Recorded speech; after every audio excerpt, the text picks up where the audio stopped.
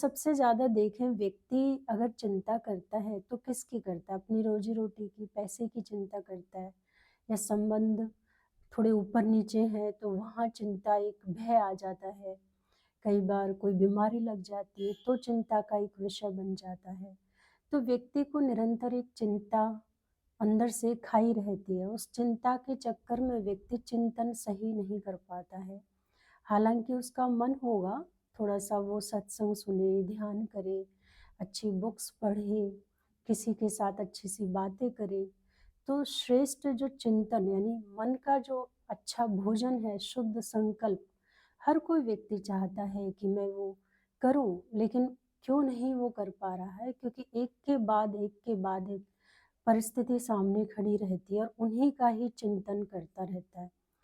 यानी विषय वैतरणी नदी में गोते खाते रहते हैं। कोई ना कोई मन को विषय मिलते रहते हैं और उसी में ही हमारा जो मन है वो डूबा हुआ रहता है। तो चिंता अगर आप देखें नहीं करनी चाहिए, जो मेरा अपना एक मानना है, वो ये है कि आप देखो अ, जब भी कभी परमात्मा किसी को भी जैसे इस दुनिया में भेजते हैं, ये पेट देते हैं, तो पेट की जो ज़िम्मेदारी है, वो परमात्मा की है देखा जाए तो निराकार की है, जिसने हमें जन्म दिया है। और हम ही नहीं, कितने जीव-जंतु आप देखेंगे पानी के अंदर हैं, उनका भी भोजन है और चाहे कोई वैसे जानवर हैं, उनका भी भोजन है। तो हर एक का परमात्मा ने भोजन का तो इंतज़ाम किया ही है। मुझे नहीं लगता कि कोई भूखा रह सकता है, लेकिन फिर भी मानव इतनी चिंता करता है कि अगर धन कम है, तो भी उसका चिंतन करता है कि कमाऊँ कैसे? और धन अगर ज़्यादा है, तो भी व्यक्ति चिंतन करता है कि उसको सँभालूँ कैसे? तो चिंता कैसी बनी हुई होती है ना, धन के मामले में भी ऐसा ही होता है, संबंधों के मामले में भी आप देखें कोई संबंध नहीं है अच्छे, तो भी मन वही चिंतन करेगा कि मेरे साथ तो कोई है ही नहीं, मेरा तो कोई भी नहीं है। रहते हुए भी कोई भी अपना नहीं लगेगा और किसी के साथ संबंध बहुत अच्छे हों, तो हमेशा उन्हीं के बारे में ही सोचते रहेंगे, इनको कैसे खुश करें, इनके लिए और हम क्या कर दें। तो चिंतन वही लगातार चलता है इस देह और देह की दुनिया में। यानी ये कितना खींचती है ना हमें ये चीज़ें और हमारी जो एनर्जी है वो कितनी ड्रेन आउट होती है। तो इस पर मुझे बड़ी एक स्टोरी याद आती है। एक व्यक्ति बहुत ज़्यादा चिंता करता था, तो गुरुजी के पास गए, तो गुरु ने कहा तुम्हें बहुत ज़्यादा चिंता है, तो इसका तो एक ही उपाय हो सकता है कि तुम कुछ टाइम के लिए यहाँ रह जाओ सेवा के लिए। तो उसने कहा नहीं, मैं कैसे रह सकता हूँ? यहाँ रहना कोई चिंता मुक्त हो जाऊँ ऐसे नहीं हो सकता, मेरी तो चिंता और ज़्यादा बढ़ जाएगी कि मेरे जो बच्चे हैं वो बिखर जाएँगे, उनके लिए खाने-पीने के लिए कहाँ से आएगा? तो मैं तो ये बिल्कुल भी नहीं कर सकता। तो गुरुजी कहते हैं ठीक है, तुम नहीं कर सकते, तो वो किसी जहाँ वो जॉब करता था, तो वहाँ उस रेगुलर जाता था, तो बीच में एक बड़ा एक और आश्रम होता था, जिसको वो मानता था कहीं न कहीं कि ये बहुत सिद्ध महापुरुष हैं। तो उन्होंने कहा चलो ठीक है, आप अगर यहाँ नहीं रह सकते हो, तो एक आप जा रहे हो अपनी जॉब के लिए, तो ये एक लेटर उन्होंने कुछ लिख के उसमें दिया कि आप वो फलाने गुरुजी को आश्रम में देते जाना। मैंने कहा ठीक है। तो जब वो वहाँ देने गए तो गुरुजी ने वो पढ़ा, तो उस व्यक्ति को बंदी बना लिया। तो वो कह रहा है कि अरे ये क्या? मैंने तो आपके लिए मैं संदेश लेके आया हूँ और सब अच्छा ही किया है और फिर भी आप मुझे बंदी बना रहे हो। तो वो व्यक्ति काफ़ी अपनी सफाई रखता है, लेकिन गुरुजी मानते नहीं हैं और उसको 6 महीने के लिए बंदी बना देते हैं। अब वो व्यक्ति वहाँ पे रहता है और बहुत ज़्यादा उसको चिंता होती है, अब तो मेरे बच्चे भी बिगड़ गए होंगे, मेरी वाइफ़ पता नहीं होगी नहीं होगी या किसी और के साथ वाइफ़ का संबंध ना बन गया हो और घर मेरा कैसा चल रहा होगा। तो बहुत ज़्यादा उसको चिंता 6 महीने सताई जा रही थी। तो 6 महीने के बाद जब उसको छोड़ते हैं, तो वापस वो कहता है कि अब मेरा कोई फ़ायदा तो है नहीं घर जाने का, क्योंकि वहाँ तो कुछ भी नहीं मुझे मिलेगा। ना मेरा घर मिलेगा, ना मेरे बच्चे, ना बीवी, क्योंकि 6 महीने एक मैं ही तो अपने घर में कमाने वाला था और मैं कैसे-कैसे अपने घर का खर्च चलाता था ये तो मुझे ही पता है और आपने मुझे यहाँ रख लिया है, तो वो अब तो मिलेगा ही नहीं। तो वापस जाता है वो व्यक्ति वहाँ पर और वो देखता है कि जो झोंपड़ी थी उसकी जगह पे बड़ा अच्छा सुंदर-सा घर बन गया है। और जैसे ही वो घर के अंदर एंटर करता है, तो उससे पहले ही उसके बच्चे भागे-भागे आते हैं और पैर छूते हैं।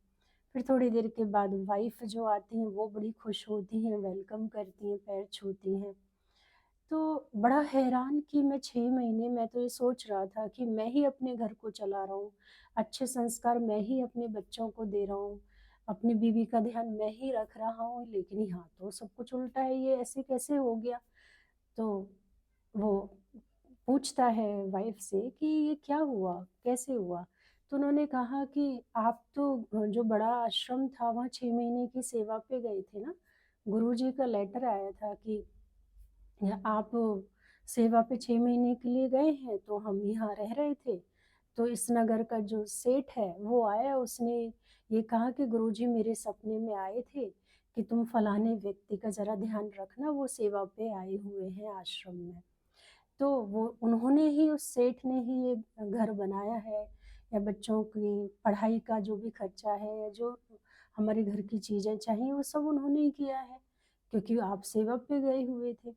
तो देखिए कहने का भाव ये है व्यक्ति कितनी चिंता करता है और चिंता का विषय यही है कि हम बहुत ज़्यादा मालिक बने रहते हैं। अभी कुछ दिन पहले परमात्मा के महावाक्य में था कि सर्वेंट बनकर रहो।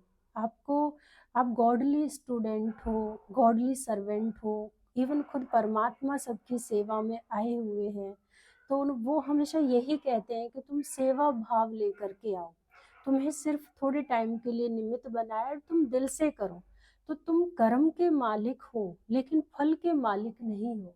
तो व्यक्ति को जो चिंता रहती है उसका कारण है कि वो रिजल्ट का भी मालिक बनना चाहता है, वहां पर वो परेशान होता है। तो कर्म को बहुत अच्छे से हमें करना चाहिए, हर धर्म यही सिखाता है, कर्म को हमें नहीं छोड़ना चाहिए, क्योंकि कर्म ही तो हमें परेशान कर रहे हैं ना, कर्म ही हमारे पिछले जन्म के हमें पीछा कर रहे हैं। तो परमात्मा हमें यही कहते हैं, सपोज जैसे इसमें हम ये एग्जांपल भी ले सकते हैं, अगर कोई शॉप पर है और दुकान चला रहा है और कोई ग्राहक ही नहीं आ रहा है, तो जो मालिक है उसको चिंता होगी और जो उसके साथ सर्वेंट हैं उनको तो चिंता नहीं होगी, क्योंकि उनको पता है हर महीने उनको तो पगार मिलनी मिलनी है।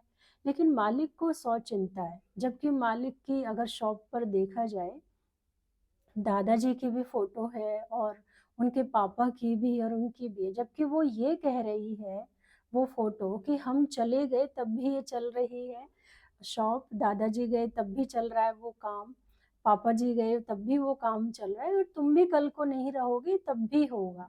तो इतनी पुरानी वो शॉप है और लगातार एक के बाद एक उस पर मालिक बन रहा है, फिर भी व्यक्ति सीख नहीं रहा है।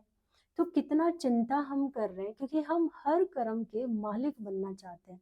हम बालक कब बनेंगे, हम खुदाई खिदमतगार कब बनेंगे, हम सर्वेंट वाली फीलिंग में कब आएंगे कि है ना वो मेरा मालिक, मैं तो जहाँ वो मुझे लेके जाएं, जो मुझसे वो सेवा लें, वो मुझे करना है। तो चिंता हम क्यों कर रहे हैं? इवन हम किसी ऑर्गेनाइजेशन को भी अगर रन कर रहे हैं, वहाँ भी सेवाएं दे रहे हैं, तो या कोई हमने प्रोग्राम ही किया, उसमें कितने लोग आए नहीं आए उसकी भी व्यक्ति को कितनी चिंता रहती है। तो क्यों ये मन चिंता के उसमें जाता है? तो हमें वाक़ई में एक बालक वाली स्थिति को लाना है, एक सर्वेंट वाली फीलिंग को लाना है, वो भी मैं परमात्मा का बच्चा हूँ, मैं परमात्मा का सेवाधारी हूँ। तो मुझे सेवा जो मिली है वो मुझे, मेरा काम मुझे अपना 100% करना है, चिंता किस बात की? और कहते हैं चिंता जो है ना चिता के समान है। तो चिंता ना करें हम, चिंतन करें।